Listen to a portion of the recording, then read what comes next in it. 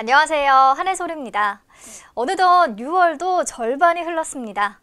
지난주 내내 증시를 들뜨게 했던 미국 FOMC도 이번 주로 다가왔죠. 우선 지난주 우리 증시 흐름을 되짚어보면 주 초반에는 미국과 멕시코의 관세 협상 타결 소식과 또 미국 금리 인하에 대한 기대감으로 상승세를 보였는데요. 후반으로 접어들면서 선물 옵션 만기에 대한 경계 심리와 또 반도체 업황 부진에 대한 우려, 그리고 미중 무역 전쟁에 대한 불확실성으로 상승분을 다소 반납하기는 했습니다. 그런데 주말 동안에 뉴욕 증시에서 반도체 업체인 브로드컴이 부진한 분기 매출액을 공개하면서 연간 실적 전망치를 낮췄고 5% 이상 급락하면서 반도체주들이 일제히 약세를 보였거든요. 아마 이로 인해 국내 반도체 업황 부진에 대한 우려는 좀 계속되지 않을까 싶습니다. 미중 무역 전쟁과 관련해서는 트럼프 대통령이 협상에 대해 굉장한 자신감을 나타내는 발언을 했는데요. 시진핑 주석의 이달 말 G20 정상회의 참석 여부에 대해 그가 나타나면 좋겠지만 안 와도 상관없다며 그들은 합의를 해야 하기 때문에 결국 합의를 하게 될 것이다 라고 말했습니다. 하지만 이런 말 한마디 한마디에 시장이 반응을 보이던 시기는 지났죠. G20 정상회담 전후로 두 정상의 만남이 확실히 이루어진다는 중국 측의 화답이 나오기 전까지는 어느 정도의 불안감을 계속 가지고 가야 할 것 같습니다. 자, 이번 주 주식시장은 아무래도 18일과 19일에 예정된 FOMC 회의에 시선이 쏠릴 수밖에 없을 텐데요. 당장 6월 FOMC에서 금리를 인하할 가능성은 낮다는 것이 전문가들의 중론입니다. 28일 G20 정상회담을 앞두고 있다는 시기적인 특성을 고려하면 인하 단행보다는 인하 가능성을 열어두는 결정을 내릴 가능성이 크다는 분석인데요. 그렇기 때문에 금리 인하보다는 연준이 얼마나 더 확실한 비둘기파적 입장을 나타낼지에 관심이 쏠립니다. 하지만 시장은 이미 금리 인하 가능성을 상당히 반영한 상태죠. 따라서 비둘기파적 발언이 상승 랠리를 이끌지는 못해도 증시 하방은 지지할 것이라는 관측이 나옵니다. 오늘 국내 증시 역시 뚜렷한 방향성 없이 약보합권에서 움직이고 있습니다. 장 초반 외국인과 기관이 코스피와 코스닥 양시장에서 모두 팔자세를 보였는데 오후 들어서 코스피 시장에서는 기관의 매수세가 다시 유입되고 있습니다. 그럼 오늘 시장 이슈와 특징주 키워드로 만나볼까요? 첫 번째 키워드, 수소경제가 확실한 솔루션입니다. 오늘 오전 외교부는 산업통상자원부와 과학기술정보통신부, 또 국토교통부와 함께 2019 국제 수소에너지 컨퍼런스를 개최했습니다. 수소경제 관련 국제 컨퍼런스는 이번이 처음인데요. 이번 컨퍼런스에는 미국과 일본, 독일, 호주, 중국 등의 수소 에너지 정책 입안자와 관련 국제기구와 해외 민간 수소 전문가들이 참여했습니다.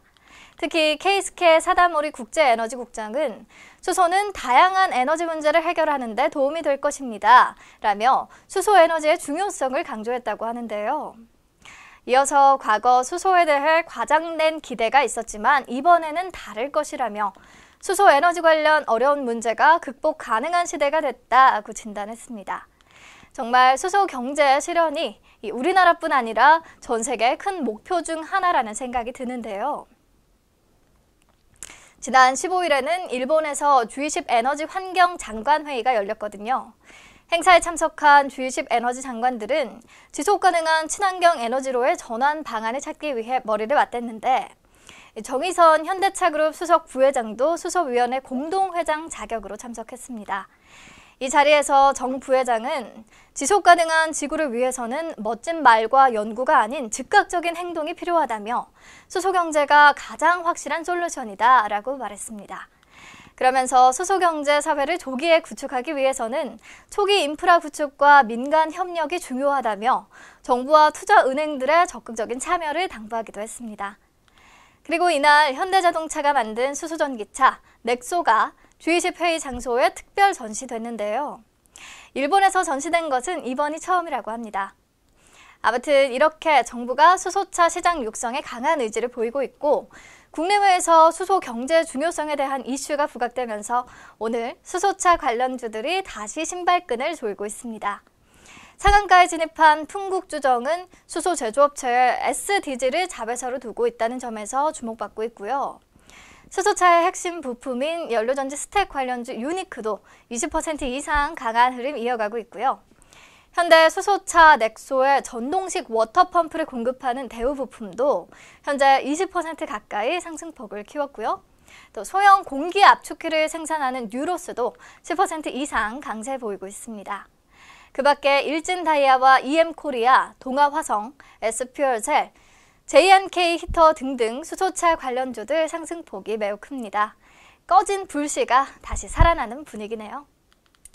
네, 다음으로 두 번째 키워드, 인천 붉은 수돗물 사태입니다. 지난달 30일 인천의 한 아파트와 학교에서 붉은 수돗물이 나온다는 신고가 들어왔죠. 이후 20일 가까이 이 사태가 계속되고 있는데 인천시 측은 대책은커녕 정확한 원인조차 찾아내지 못하고 있는 상황입니다.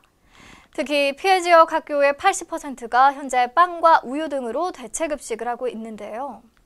이에 어제 교육부는 급식 중단 사태부터 막겠다며 피해 학교에 특별 교부금을 지원하기로 했습니다. 행정안전부가 재난안전특별교부세 15억 원을 긴급 지원한다고도 밝혔고요. 한편 피해 지역 주민 2천여 명이 거리로 나와 더 이상은 못 참겠다, 깨끗한 물 공급하라 라고 외치며 인천시장과 상수도 사업본부장이 공개 사과하고 또 보상 대책을 마련하라고 목소리를 높였었는데 오늘 오전 박남춘 인천시장이 긴급 기자회견을 열고 정 수장과 배 수장을 총체적으로 정비해 또 6월 하순까지는 수지를 기존 수준으로 회복시키겠다고 말했습니다. 또 피해 지역 상하수도 요금을 면제하고 피해 주민들의 신청을 받아 의료비와 생수 구입비를 지원하겠다고도 약속했고요. 하지만 무엇보다 중요한 것은 정확한 원인 규명과 깨끗한 해결이겠죠. 환경부가 내일 이 사태의 원인 규명과 관련한 중간 조사 결과를 발표할 예정이라고 하는데요. 근본 원인이 밝혀지기 전까지 피해 지역 주민들의 불안은 계속될 것 같습니다. 아무튼 이 같은 소식에 오늘 반응하는 종목들이 있는데요. 상하수도관 등 배관 자재 업체들이 주목받고 있습니다. 한국종합기술은 상수도 정수장 시설과 함께 취수와 송수 등의 사업을 영위하고 있고요. 뉴보텍은 환경 관련 배관 자재 제조와 판매업을 영위하고 있습니다. 수소수 생성 기술을 보유하고 있는 솔고바이오도 함께 관심받고 있습니다.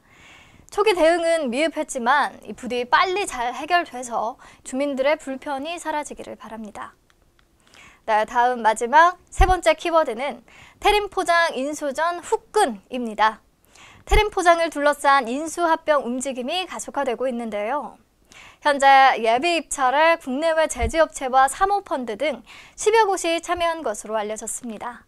국내 1위 제지업체인 한솔제지를 비롯해 골판지 제조업체인 신대양제지와 아세아제지 등이 참여했고요. 중국 제지업체인 샤닝, 미국 1, 2위 제지업체인 인터내셔널 페이퍼와 웨스트락 페이퍼, 글로벌 사모펀드 TPG 등도 군침을 흘리고 있다고 합니다. 이렇게 태림포장을 인수하려고 전 세계 주요 골판지 업체가 뛰어든 이유는 전자상거래 활성화로 골판지 수요가 급증하고 있기 때문입니다. 최근 플라스틱과 스티로폼 포장이 환경 파괴 주배범으로 꼽히면서 종이 상자의 가치는 더욱 커지고 있죠. 전문가들의 분석에 따르면 전 세계 포장 산업은 2022년까지 매년 평균 2.9% 성장할 것으로 예상되고 있습니다. 인수에 열을 올릴 수밖에 없는 이유죠.